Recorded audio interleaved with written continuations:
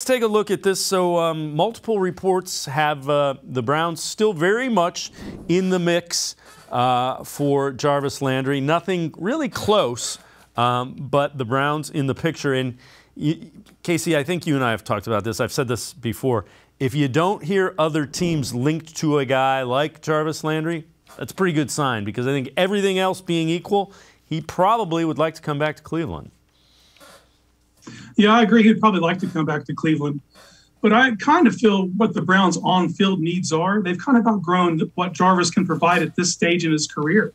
If they're set on bringing a veteran wide receiver into the mix, I would rather them, and I've been pounding the table for these guys on this show for a few weeks now, I would rather them go get a Brandin Cooks or a Tyler Lockett. I think if you're going to bring a veteran in, they both have more in the tank and can make this wide receiver room more explosive and dynamic.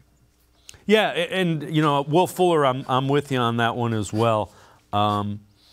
Somebody proposed a trade which would be Mayfield for Lockett. And I normally poo-poo those things.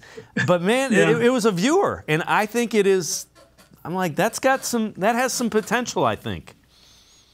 Yeah, I think Lockett would be a tremendous add for this wide receiver room. He gives you inside, outside versatility. He's tough. He can run the quick slot stuff. And he's a veteran who's proven. You know, he's a touchdown scorer. He's a guy who gets in the pay dirt, and that's exactly what this team needs.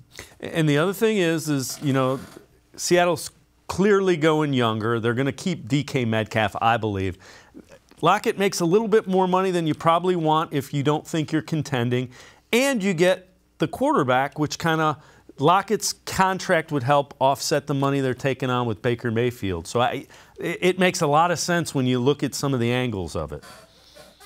Yeah, I agree. It'd be a home run if they could get him into the mix.